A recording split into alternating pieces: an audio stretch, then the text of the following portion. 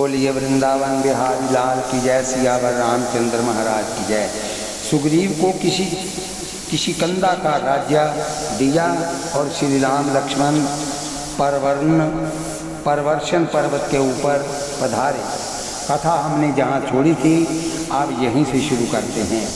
आप भाग्यशाली हैं कि राम कथा आपको घर बैठे सुनने को मिल रही है। ये कथा आधे घंटे की होती है, आधा घंटा हर कोई बैठ करके आराम से कथा को सुन सकता है। चतुर्मास में तुमको भी परवर्षण पर्वत के ऊपर जाकर रहना चाहिए।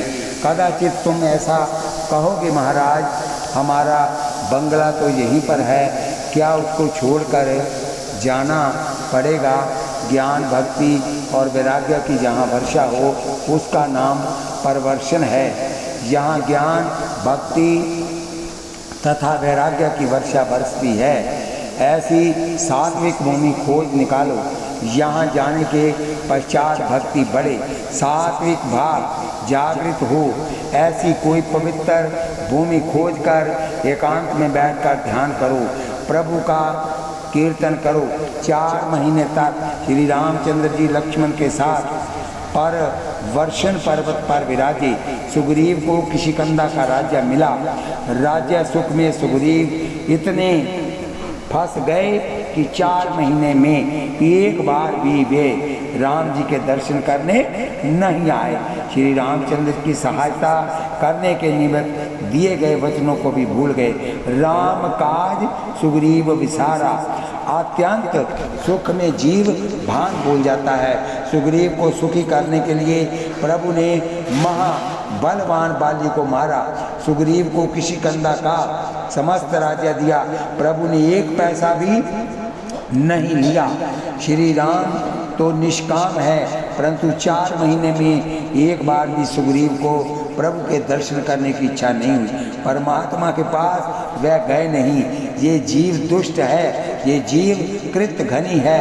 ईश्वर के उपकार को ये बारंबार भूल जाता है। जीव जगत के साथ प्रेम करता है, परंतु ये परमात्मा के साथ प्रेम नहीं करता। प्रभु के उपकार का स्मरण भी नहीं करता। प्रभु ने हमारे ऊपर बहुत उपकार किया है।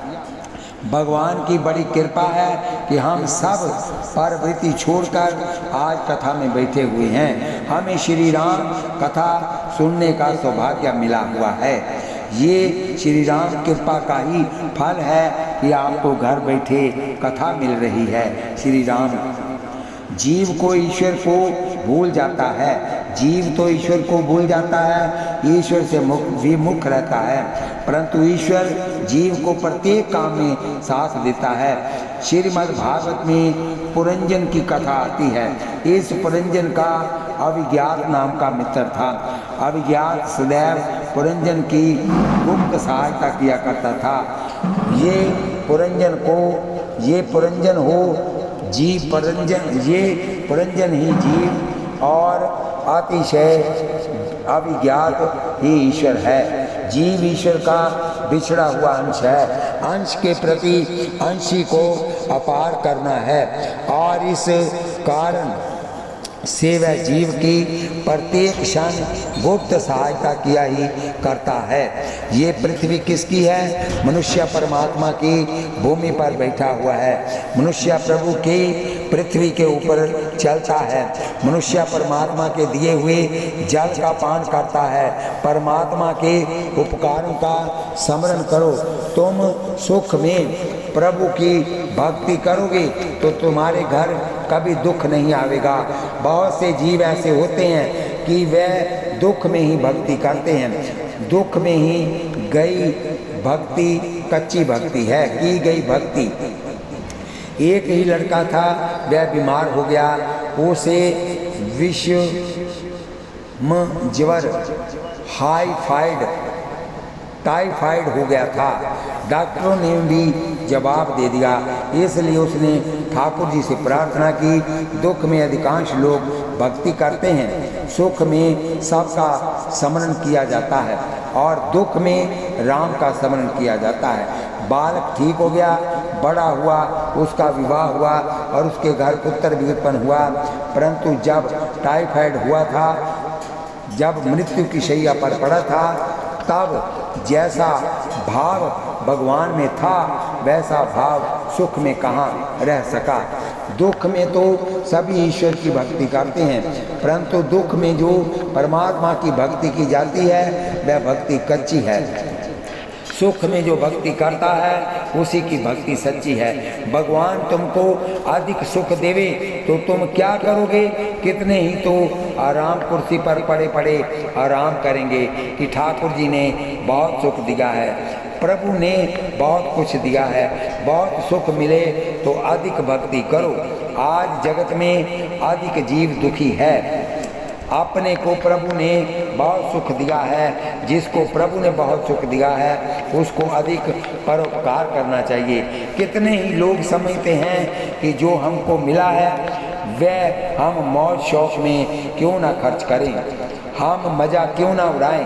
अरे परमात्मा क्या मौज शौक के लिए धन देते हैं? किसी जीव को ईश्वर जब अधिक धन देते हैं तब प्रभु ऐसी अपेक्षा रखते हैं कि मेरे बालकों की ये कुछ सेवा करेगा, दूसरे के आंसुओं को पोंछेगा, दूसरे को सुखी करने के लिए परमात्मा अधिक धन देते हैं। सुख में जो भक्ति करता है, सुख में जो परमात्मा को साथ रखता है वह प्रभु की कृपा से किसी दिन भी दुखी नहीं होता।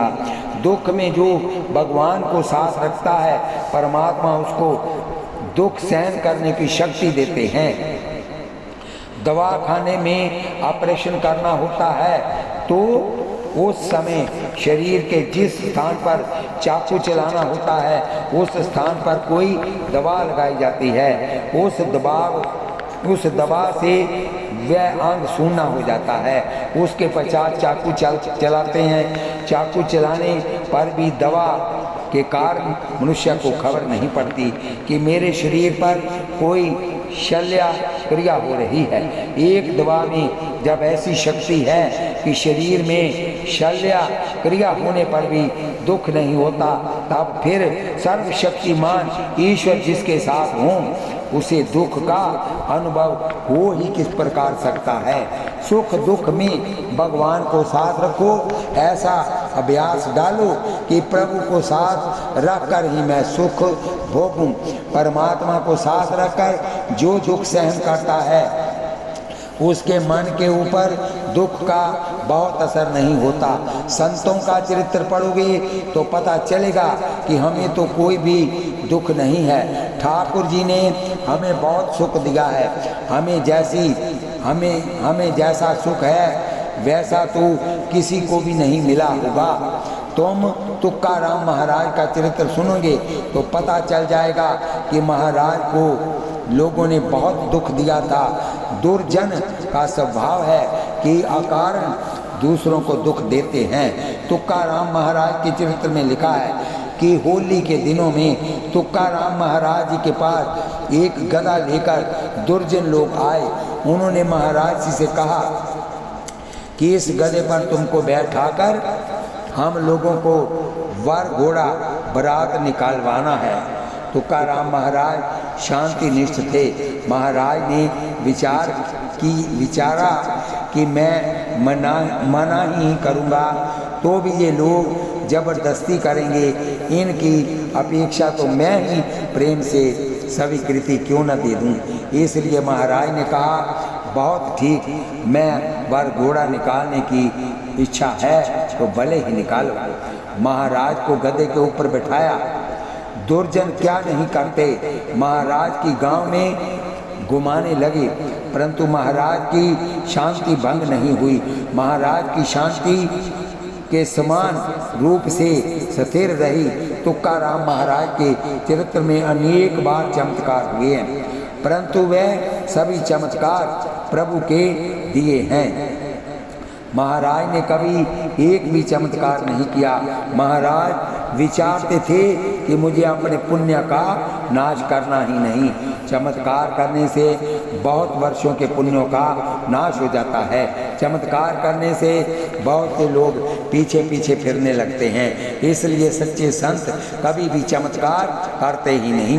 परंतु तुकाराम महाराज ने जीवन में एक बार चमत्कार किया है। तुकाराम महाराज की गधे के ऊपर बैठकर जब वर घोड़ा निकाला, तब लोग उसकी पत्नी से कहने गए कि तुम्हारे पति का वर घोड़ा है। लोग महाराज की पत्नी को बाहर ले आए। पत्नी को बहुत दुख हुआ कि बिना कारण मेरे पति देव को लोग पीड़ा देते हैं। वह रोने लगी। जब तुकाराम महाराज समित हास्य करते हुए बोले, तू किस लिए रोती है? ये गधा नहीं है, ये विठलनाथ जी ने मेरे लिए गरुड़ को भेजा है। मैं गधे के ऊपर नहीं, गरुड़ के ऊपर बैठा हूँ। जगत को गधा दिखाई दिया, लेकिन महाराज की पत्नी को गरुड़ दिखाई पड़ा। उसने देखा कि प्रभु ने अपना सुंदर हार तुकाराम महाराज को पहना दिया है और महाराज गरुड़ के ऊपर विराजे हुए हैं। बोलिए वृंदावन बिहारी लाल की जय, सियावर रामचंद्र की जय। जीवन में सुख दुख के मान अपमान के प्रसंग आवे तब घबराना नहीं। अरे जगत खोटा है तो जगत में मिला हुआ मान भी खोटा है, और कदाचित कोई अपमान करे तो वह भी खोटा है। जगत का जीव मान दे तो उससे राजी होना नहीं। कदाचित कोई अपमान करे तो नाराज भी होना नहीं। दोनों से मान पत्र प्राप्त करने की अपेक्षा मत रखो, कारण कि ये सवाल से भरे हुए होंगे, इसलिए वह सत्य नहीं होंगे। आज मान पत्र देने वाला कदाचित कल अपमान भी कर सकता है। सच्चा मान पत्र तो अपने मन के द्वारा मिलता है। तुम्हारा मन ही तुमको सच्ची रीति से पहचानता है, इसलिए उसके द्वारा दिया हुआ मान पत्र ही सच्चा है। मन का मान पत्र तुम्हारे सद्गुणों के लिए ही होगा, स्वार्थ के लिए होगा। मन के पास से मान पत्र मिला हुआ होगा तो प्रभु के दरबार में भी मान बढ़ेगा। जिसको भगवान के दरबार में मान मिलता है वह धन्य है। मृत्यु के समय जगत का मिला हुआ मान पत्र साथ जाएगा नहीं। भगवान के दरबार में जिसे मान मिलता है उसका मान स्थिर रहने वाला है। मान अपमान में मन को शांति रखने वाला ही महान बन सकता है। अपमान का दुख मनुष्य को तब होता है जब वह अभिमान में होता है। जीव दीन होकर ईश्वर के चरणों में रहे तो मान अपमान का असर उसके मन के ऊपर नहीं होता। मान अपमान का असर मन के ऊपर नहीं होने देना चाहिए। बहुत मान मिले तो लाभ नहीं, और कदाचित कोई बहुत अपमान मिले तो कोई नुकसान नहीं। चाहे जैसा सुख दुख का प्रसंग आवे, परमात्मा को साथ रखना। हर प्रसंग में लोग पैसा का पॉकेट तो साथ ही रखते हैं, पैसे को तुम साथ रखते ही हो, परमात्मा को भी साथ रखो। जीव के ऊपर प्रभु ने अनंत उपकार किए हैं, परमात्मा के उपकारों को भूलना नहीं। जब जब तुमको फुर्सत मिले तब तब तुम प्रभु के उपकारों को याद करो। अपने मन से तुम प्रश्न पूछो, तुमको जो धन मिला है, तुमको जो मान मिला है, सुख मिला है, वह क्या तुम्हारी योग्यता से मिला है? तुम क्या बहुत लायक हो? बहुत शांति से विचार करोगे तो अंदर से आवाज़ आएगी कि निश्चय ही मैं लायक तो नहीं हूँ। मन से बहुत पाप किया है मैंने, जीव से बहुत पाप किए हैं। तुम पुण्य का हिसाब रखते हो परंतु पाप का हिसाब भी रखते हो क्या?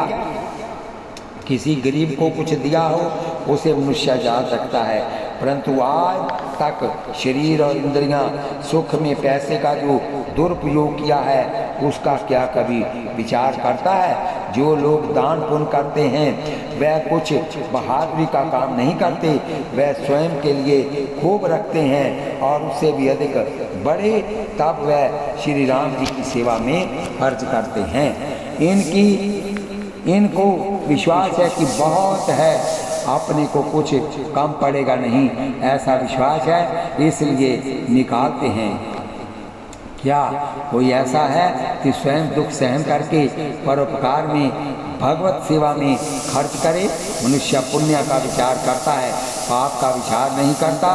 वह पाप बहुत करता है, परंतु परमात्मा तो अतिशय उदार है, बहुत दयालु हैं, इसके पाप को भगवान भूल जाते हैं। भगवान ऐसा विचार करते हैं कि रामायण की कथा सुनने बैठा है और अब वह मेरा अच्छा चतुर पुत्र बनेगा, अब रोज मेरी भक्ति करेगा, मेरी सेवा करेगा, अब एकादशी का व्रत करेगा, अब एकादशी की रात्रि में हरे राम हरे कृष्ण का कीर्तन करते हुए जागरण करेगा। परंतु कथा जहाँ समाप्त हुई कि जीव सब भूल जाता है। एकादशी का दिन बहुत पवित्र है, इस दिन खूब भक्ति करो, इस दिन जरा भी पाप न करो। कितने ही लोग तो ऐसा समझते हैं एकादशी के दिन मंदिर का प्रसादी पाने को मिले, उसे खाने में कुछ बाधा नहीं, घर का खाना नहीं खाना चाहिए, परंतु प्रसादी का पान खाना चाहिए। किसी जगह ऐसा नहीं लिखा कि प्रसादी पान खाना चाहिए। एकादशी के दिन किसी भी प्रकार के पान खाने की मनाही की है। एकादशी के दिन प्रसादी पान मिले उसको स्वीकार द्वादशी वाले दिन करें, एकादशी के दिन नहीं। मनुष्य शास्त्र से नहीं पूछता, मन से ही पूछता है। मन को अच्छा लगे वही धर्म। मन दगाखोर है, मन दुष्ट है, मन गड्ढे में फेंक देता है, मन विषयों की तरफ दौड़ता है। मन अच्छा भोग मांगता है और वह भोग भोगने के लिए आतुर रहता है। जीव मात्र को सदा सात्विक सदाचारी जीवन जीना अच्छा नहीं लगता, विलासी स्वेच्छाचारी जीवन बिताना अच्छा लगता है और इसीलिए मन इंद्रियों के अधीन हो जाता है। मन उसको विषय में फंसाता है, विलासी जीवन की तरफ दौड़ाता है।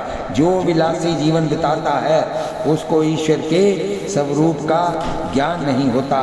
मन के ऊपर विश्वास नहीं रखना चाहिए, शास्त्र में विश्वास रखना चाहिए। ये जीव बार बार पाप करता है, परंतु परमात्मा तो भूल जाते हैं, जीव के ऊपर अनुग्रह करते हैं कि अब ये सुधरेगा, परंतु ये दुष्ट जीव सुधरता नहीं। सुग्रीव बहुत सुखी हुआ और वह सुख में भगवान को भूल गया। तुम्हें भक्ति करनी हो तो भगवान से कहना कि मेरे जीवन में एक आध दो तो दुख मुझको देना, मुझको बहुत सुख मत देना। भागवत में कथा आती है कि कुंती ने परमात्मा से दुख मांगा है। बोलिए वृंदावन बिहारी लाल की जय। हे नाथ, हमको पग पग पर विपत्तियां आती रहें, ऐसा मैं तुझसे मांगती हूँ, कारण कि विपत्ति में ही तुम्हारा स्मरण होता है, स्मरण से तुम्हारे दर्शन होते हैं और तुम्हारे दर्शन हों तो जन्म मृत्यु के चक्कर में आना ही नहीं पड़ता। ये जीव सब प्रकार से सुखी हो ये ठीक नहीं। एक आध दुख तो मनुष्य को जीवन में होना ही चाहिए, जिससे दुख में इसको विश्वास हो। भगवान के बिना मेरा कोई नहीं, सगे संबंधी का प्रेम कपट से भरा हुआ है, उसकी खबर दुख में ही पड़ती है। जीवन में दुख होवे तो ही मनुष्य दीन बनता है। मनुष्य बहुत सुख पचा नहीं सकता, मनुष्य को बहुत सुख मिले तो ये परमादि होता है, बहुत सुख में ये भान भूल जाता है। सब प्रकार से सुखी हो तो वह भान जल्दी भूलता है, विलासी हो जाता है, अभिमानी हो जाता है, भगवान को भूल जाता है। अनेक प्रकार के दुर्गुण उसमें आ जाते हैं और अंत में उसका पतन ही हो जाता है। भगवान किसी समय प्रेम भरी दृष्टि से जीव का आकर्षण करते हैं तो किसी समय मनुष्य के जीवन में दुख के प्रसंग खड़े करके उसको स्वयं की तरफ खींचते हैं। जीव के कल्याण के लिए भगवान दुख खड़ा करते हैं। कितने ही लोग ऐसा समझते हैं कि मैं वैष्णव हूँ, सेवा करता हूँ, गरीबों का सम्मान करता हूँ, इसलिए मुझे कभी बुखार नहीं आवेगा, मेरा शरीर नहीं बिगड़ेगा, मुझे कोई दुख नहीं होगा। ऐसा समझ सत्य नहीं है। इस जीव को सजा ना हो तब तक जीवन नहीं सुधरता। पुस्तकें पढ़ने से क्या जीवन सुधरता है? आजकल ज्ञान तो बहुत बढ़ गया है, हाई स्कूलों में और कॉलेजों में खूब पढ़ाई होती है, परंतु जीवन सुधरा हो ऐसा दिखाई नहीं देता। साधारण मनुष्य ज्ञान से नहीं सुधर पाता, इस पर मार पड़ती है तभी सुधर पाता है। अनेक बार ऐसा होता है कि अति दुख में शांति से बैठकर परमात्मा का स्मरण करे, तब इसकी बुद्धि में वह ज्ञान स्फुरन होता है जो अनेक ग्रंथों के पढ़ने पर इसे नहीं मिल पाता। दुख में चतुरता आती है, साधारण मनुष्य को बहुत सुख में चतुरता आती ही नहीं, बहुत सुख मिले ये ठीक नहीं। कितने लोग ऐसी अपेक्षा रखते हैं कि भगवान बहुत अनुकूलता करके देवे तो बाद में मैं भगवान की भक्ति करूं। घर में जरा भी प्रतिकूलता नहीं होनी चाहिए, सब प्रकार की अनुकूलता मुझको मिले तो भक्ति हो। सब प्रकार की अनुकूलता जगत में किसी को नहीं मिलती और कदाचित मिले तो वह ईश्वर की भक्ति नहीं करता। जीव जगत में आता है तब पाप और पुण्य दोनों लेकर आता है। पुण्य का फल सुख है और पाप का फल दुख है। ऐसा कोई जीव नहीं कि जो अकेला पुण्य लेकर के ही आया हो, सब ही पाप और पुण्य दोनों लेकर आए होते हैं और इस प्रकार से सबको सुख और दुख दोनों प्राप्त होते हैं। सभी अनुकूलता मनुष्य को मिलनी चाहिए, ऐसी आशा रखनी व्यर्थ है। और इस संसार में जो आया है उसको रोज किसी ना किसी प्रकार की अड़चन रहती ही है। संसार रूपी समुद्र में तरंग जैसे प्रतिकूल प्रसंग तो रोज आवेंगे। किसी को समुद्र में स्नान करने की इच्छा हो और वह ऐसा विचार करे कि तरंग शांत होने के बाद मैं इसमें स्नान करूंगा, तो ऐसा होना आवश्यक है। समुद्र किसी दिन शांत होता ही नहीं। समुद्र में स्नान करना हो तो तरंगों का दुख सहन करना ही पड़ता है।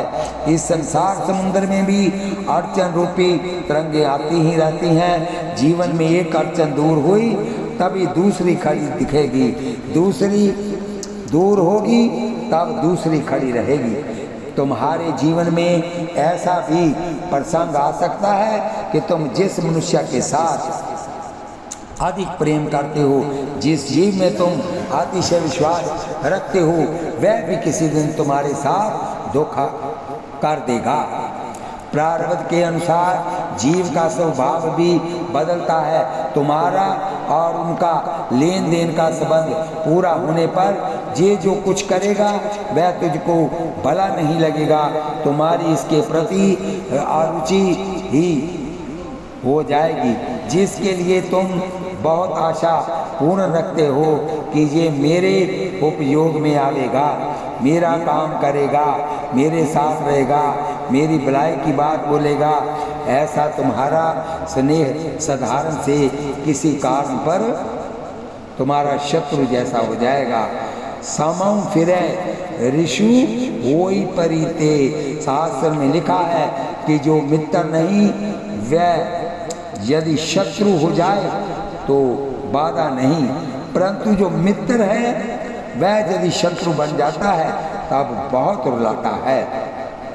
दुख से पाप का नाश होता है, निश्चय ही ऐसा विश्वास हो जाता है कि ये संसार के सभी जीव स्वार्थी हैं। आज तक अनेकों के लिए मैंने शरीर साया भोग दिया, परंतु मेरे ऊपर दुख का प्रसंग आया तब किसी ने मेरी ओर देखा भी नहीं। अनेक बार भगवान ही कृपा करके दुख देते हैं। दुख को प्रभु का प्रसाद मानना संसार के लोग विषय भोगते हैं, उसे देखकर ये जीव अधिकांश भाग में ऐसा चिंतन करता है कि ये श्रीमंत लोग क्यों सुख भोगते हैं। अरे ये श्रीमंत लोग जैसा सुख भोगते हैं ऐसा तो पशु पक्षी भी भोगते हैं। ऐसा सुख तो तूने अनेक जन्मों में भोगा है, परंतु तुझको शांति कहाँ मिली है। किसी श्रीमंत को अथवा कोई विलासी गृहस्थ को अपना आदर्श मत बताओ, बहुत सुख मिले, ये ठीक नहीं। सुग्रीव को बहुत सुख प्राप्त हो गया था, वह राम जी के उपकार को भूल गया, वह राम जी के दर्शन करने भी नहीं गया। श्री रामचंद्र को आश्चर्य हुआ कि ये जीव कितना कृतघ्न है, उपकार को भी भूल जाता है। श्री सीता वियोग में रघुनाथ जी व्याकुल हो गए। राम जी लक्ष्मण से कहने लगे, लक्ष्मण मेरी सीता कहाँ है, मुझे आज कोई खबर है, खबर दे दे तो मैं अभी वहाँ जाकर उसको ले जाने वाले का विनाश करके सीता जी को ले आऊँ। एक बार कैसे हूँ सुधि जानो, काल हूँ जीती निमिष महु जानो, कतहूँ करहूँ जो जीविती होई, तात जतन कर आनो सोई। सुग्रीव ही हूँ सुधि मोरी विसारी, पावा राज कोशपुर नारी। लक्ष्मण सुग्रीव को सुखी करने को मैंने बाली को मारा, परंतु सुग्रीव उपकार को भूल गया। अब तुम सुग्रीव को सावधान करो। लक्ष्मण जी ने कहा, मैं अभी किसी कंधा जाता हूँ। इस ओर श्री हनुमान जी ने सुग्रीव को सावधान करते हुए कहा, तुम श्री राम जी को सेवा को भूल गए हो, ये ठीक नहीं है। राज संपत्ति व राज सुख ऐसा ही है। श्री हनुमान जी ने वानर सेना इकट्ठी करने की आज्ञा दी। लक्ष्मण जी किसी कंधा में आए। लक्ष्मण जी ने अत्यंत क्रोध किया। उस समय तारा समझाने लगी कि आज तक सुग्रीव ने बहुत दुख भोगा है, अब आपकी कृपा से इसे सुख मिला है, वह राम सेवा को भूले नहीं है, आप क्षमा करो। तारा लक्ष्मण जी को समझाकर अंदर ले गई। सुग्रीव ने स्वीकार किया कि मेरी भूल हुई। ये राम जी की माया ही ऐसी है कि अच्छे अच्छों को बुलावे में डाल देती है। भूल करे वह साधारण अपराध है, परंतु भूल कबूल न करे ये बड़ा अपराध है। सुग्रीव ने भूल कबूल कर ली। बोलिए बांके बिहारी लाल की जय। सुग्रीव ने कहा, मैंने बड़ी भूल की है, इस राज्य सुख में ऐसा फंस गया, ऐसा कामान, ऐसा मोहशी हो गया कि राम जी को भूल ही गया। विषय मोर हर लीनो ज्ञाना, नाथ विषय सम मद कछु नाही, मुनि मन मोह करे छन माही। विषय वस्या सुर नर मुनि स्वामी, मैं पावर पशु कपि अति कामी। मैं अपराधी हूँ, परंतु ये तो श्री राम की माया का अमित प्रभाव है। श्री राम जी की माया तो ज्ञानी पुरुषों को भी नचाती है। मैं तो साधारण पशु हूँ, और उसमें भी बानर जाति तो अत्यंत कामी होती है। मेरे अपराध को क्षमा करो, मैं तुरंत ही राम जी की सेवा में चलता हूँ। सुग्रीव ने लक्ष्मण जी की पूजा की, क्षमा मांगी। फिर वानर सेना समेत सुग्रीव लक्ष्मण जी के साथ रघुनाथ जी के पास गए। बोलिए वृंदावन बिहारी लाल की जय, बोलिए लाडली लाल की जय। परवर्षण पर्वत पर गुफा के द्वार के आगे एक विशाल शिला पर श्री रघुनाथ जी अकेले विराजे हुए थे। सुग्रीव ने साष्टांग वंदन करके प्रभु से क्षमा मांगी। परमात्मा जीव का अपराध भूल जाते हैं। राम जी ने सुग्रीव जी को पास बैठाया और कुशल समाचार पूछा। सुग्रीव जी ने कहा, नाथ आप चिंता मत करो, वानर आ गए हैं। कितने ही 10 हाथियों का बल धारण करने वाले हैं, तो कितने ही 100 हाथियों का बल धारण करने वाले हैं, कितने ही तो 1000 हाथियों का बल धारण करने वाले हैं। ऐसे महान वीर बानर जो देवताओं के अंश से उत्पन्न हुए हैं आपके लिए प्राण त्यागने को तैयार है। आप चिंता न करें। तत्पश्चात सुग्रीव जी ने वानरों को बुलाकर आज्ञा दी, अब तुम सीता जी को ढूंढने के लिए जाओ, 1 महीने की अवधि देता हूँ। इतने समय में सीता जी का समाचार लेकर आओ। अवधि बीतने पर श्री सीता जी का समाचार लिए बिना जो आएगा वह मेरे हाथों मारा जाएगा। ये राम जी का काम है। देह दरे कर ये फल भाई, मजिए भजिए राम सब काज बिहाई। सोई गुणज्ञ सोई बड़भागी जो रघुवीर चरण अनुरागी। रामायण में इस स्थल पर चारों दिशाओं का बहुत वर्णन है। वानरों के जूत बनाकर उसको पृथक पृथक चारों दिशाओं में भेजा गया। नल नील जामवंत और हनुमान जी को दक्षिण दिशा में जाने की आज्ञा दी। अंगद जी को कहा गया कि तुम भी इनके साथ जाओ। सभी ने श्री रामचंद्र जी का वंदन किया और सीता जी को खोजने निकल पड़े। श्री राम जी जानते थे कि मेरा कार्य तो हनुमान जी करने वाले हैं, इसलिए रामचंद्र जी ने राम अंकित सुंदर मुद्रिका हनुमान जी को दी और कहा कि ये काम तुम्हारे हाथ से होने वाला है। बोलिए वृंदावन बिहारी लाल की जय। श्री हनुमान जी के द्वारा श्री सीता जी को संदेश भेजने में राम जी ने कहा, तत्व प्रेम कर मामे हर तोरा, जानत प्रिया एक मन मोरा। सो मन सगा रहत तोई पाही, जानु प्रीति रस एतन माही। भले ही मैं आपसे दूर हूँ परंतु मैं तुम्हारे मन में हूँ, तुम्हारा मन मेरे पास है। इस रीति से राम जी ने सीता जी के लिए संदेश भेजा। वानरों से कहा, 1 महीने में तुम जल्दी सीता जी के दर्शन करके वापस आ जाओ। वानरों को लेकर हनुमान जी सीता जी को खोजने के लिए दक्षिण में गए। वह सब विंध्याचल पर्वत के ऊपर आए। उस समय वहाँ एक मोटा राक्षस दिखाई दिया। यही रावण है ऐसा समझकर उसे मारने के लिए दौड़े। पश्चात चलते चलते जंगलों में दूर निकल गए। कहीं पीने को पानी नहीं मिलता था। सबको बहुत प्यास लगी हुई थी। हनुमान जी एक वृक्ष के ऊपर चढ़े और वहाँ से देखा कि काफ़ी दूर एक सुंदर गुफा दिखाई दे रही है और अंदर से उसमें से पक्षी आ रहे हैं। हंस पक्षी यहाँ दिखे, समझ लो कि वहाँ जलाशय होना ही चाहिए। हनुमान जी समस्त वानरों को इस गुफा के अंदर ले गए। अंदर एक अतिशय दिव्य वन था। फलों के बोझ से वृक्ष झुक गए थे। एक महाजोगनी वहाँ आसन पर बैठकर परमात्मा का ध्यान कर रही थी। वानरों को आश्चर्य हुआ, ये कौन है? उन्होंने जोगनी का वंदन किया। जोगनी ने कहा कि तुम खूब प्रेम से फल खाओ, ये मधु हैं, इसका पान करो, पीछे मैं अपनी कथा तुमको सुनाऊंगी।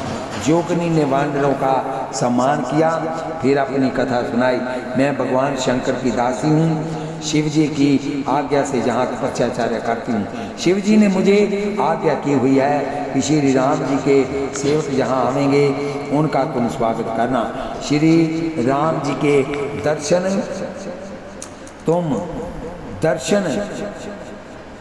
दर्शन करना, फिर तुम्हारा उद्धार हो जाएगा। इसलिए मैं यहाँ बैठकर तप करती हूँ। आज तुम सब आ गए हो, तुम राम जी के सेवक हो, मेरे लिए पूज्य हो। आज राम सेवकों की सेवा करने का सौभाग्य मुझे प्राप्त हुआ है। अब मुझे एक बार राम जी के दर्शन करने हैं। यहाँ से अब मैं जहाँ राम जी विराजते हैं वहाँ जाऊँगी। तुम सब आँख बंद करो, जिससे इस गुफा के बाहर दूर समुद्र के किनारे मैं तुमको पहुंचा दूं। बोलिए वृंदावन बिहारी लाल की जय। इन्हीं यहाँ पर हम कथा को विश्राम देते हैं। आगे फिर कथा होगी। आप कथा सुनते वक्त हाथ में माला लें, जीवा से नाम जपें, आँखों से भगवान के दर्शन करें, कानों से जीवा को सुनें। कथा सुनते हुए कहते हुए अगर आप मेरे को आशीर्वाद देना चाहती हैं माताएं बहनें भाई बंधु, तो इस कथा को सब्सक्राइब लाइक शेयर कीजिए। आपके द्वारा की हुई शेयर कथा यहाँ तक जाएगी। जो लोग सुनेंगे